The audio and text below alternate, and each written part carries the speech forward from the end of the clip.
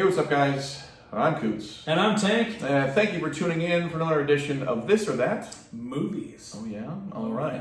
Yeah. We're putting up this one. This is kind of the first of the Marvel, the MCU, the Marvel Cinematic Universe films. Early MCU movies. Yeah, and these are two good ones, man. Iron Man versus Thor. Iron Man 1 versus Thor 1. Yeah. So this is, the funny part. This is really where a lot of people notice Chris Hemsworth. This is a lot of where Robert Downey Jr. made his comeback back to Hollywood and came out strong. For these films, this was like after he's come off his drinking and his drugs, and he's now sober. Totally. And come back from has basically had one a of couple the greatest films. Hollywood redemption stories of all time. Yeah, you got to think about that. I remember seeing those court cases, and he was always in the news in the early '90s. Yeah. And he was the young Playboy legacy actor that just had all sorts of drinking and drug problems, and he was always handsome. He was always a good actor. Always a great actor. Were good. Chaplin was amazing. Yep. I remember seeing that, and that was like he was in all sorts of really good stuff, and like the whole time, even my mom, I remember, and me both, like in the early '90s, were like, "Damn, man! Like, I hope he gets it together. Like, man, I hope he doesn't die. Like, he's such a good actor, and he came out of it." The original Thor versus the original Iron Man. For those of you who don't know, Thor is my second favorite comic book character of all time. It's a 1 and a 1A, but I have to choose one, and it's Hulk, because I kind of am that. But I'm also Scandinavian, so Thor's my guy. It makes 100% sense on that.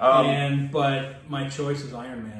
Yeah, I'm picking Iron Man. I think there would be straight up. I don't think there would be a Thor without Iron Man. Yeah, you gotta look at it this way. I think when they were talking about, I guess they had the idea of the MCU, and if it did not blow up the way it did, but what they were talking about was Iron Man was never an A character. John Favreau, bro. Right. John Favreau is the guy. First of all, I would like to say that Robert Downey Jr. as Tony Stark / Iron Man, arguably one of the greatest casting choices in the history of film. Period. Like, the way Robert Downey Jr. is as a person, I'm told, I don't know him personally, but he's very much confident. I'm not sure I would call him arrogant, but he's very confident. He knows he's good, and he's not ashamed of it, and I like that. And all of the drawings that you've ever seen in comic books of Tony Stark looks like Robert Downey like Jr. his version like of what way back before he was born and everything. It was amazing. Yeah. They made all sorts. Dude, they made all sorts of comic book movies. Yeah. They started. The main one when I was a kid was Batman, and then they did the Batmans, and they progressively got worse and worse. Yeah, I think they did those. Then there was a drop off for a minute. They had already come out with they did the X-Men's, and those were okay. I enjoyed the X-Men's, but I didn't think they were the first three. I thought X-Men Last Stand was garbage, but like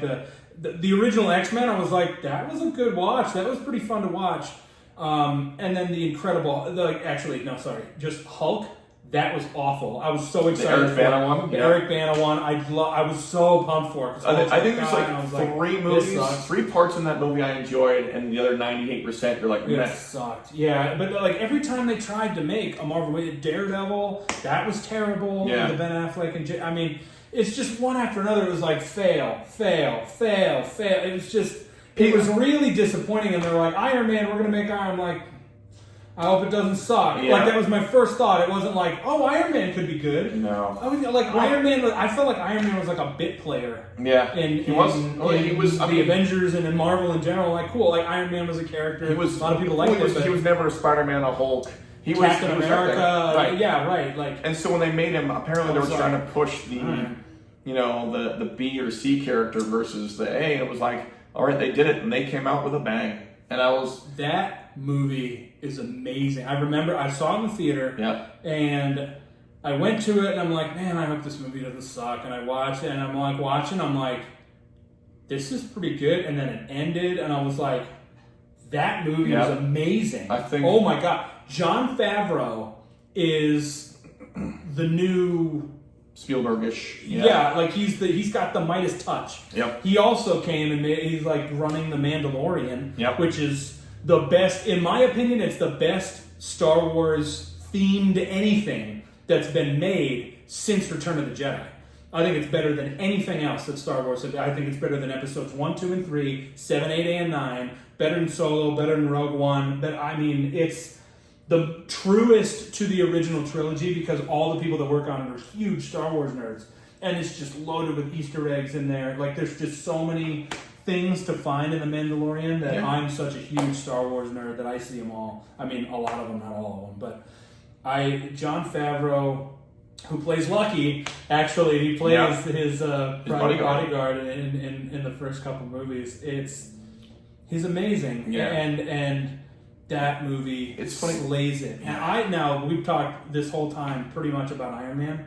Thor is awesome. Yeah, it's a Thor, great like the original movie. It's that's the one that Kenneth Branagh directed, and I was like, oh, Shakespearean kind of. I'm like, I don't really know how that's gonna work. But he pulled off the action, slayed it, like absolutely slayed it. I loved it. I thought it was amazing. But I'm going with Iron Man because I don't think there is a Thor without the success that Iron Man is amazing. And here's the thing too. I think if they made the ending like the after credits scene of the original Iron Man, there would be no MCU because after the end of the credits, and you have Nick Fury walk in, and I was like, I know what he's doing. As soon as I did that, I was that nerd that was like, and he's like, I'd like to talk to you about the Avengers Initiative, and I was like, the Avengers Initiative.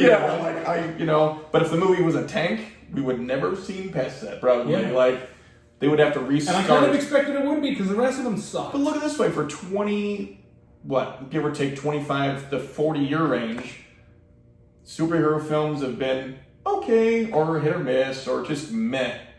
There really wasn't anything that knocked it out of the park. Yeah, well, they did with until 2008 when Iron Man came out. Yeah, so slayed it. Yeah, definitely. Iron Man's my choice, but by a thin margin, but certainly it's Iron Man because I have so much respect for that comeback, for that first installment of the MCU. I've seen every one of them.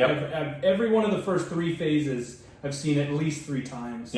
I love them. I love how they built it. The Russo brothers built it and put it together. Once they ended the end game with the end of that. That's amazing. Like the way that it got put together was very confusing for me, but like when it finally all worked together, I was like, oh, you did that. Oh, I see what you're doing now. It was amazing. So, for me, it's Iron Man. For you, it's Iron Man. Yep. Thank you for tuning into another edition of This or That. Movies. Please like our Facebook page, which is Radio Raps with the Coots and Tank, and please subscribe to our YouTube.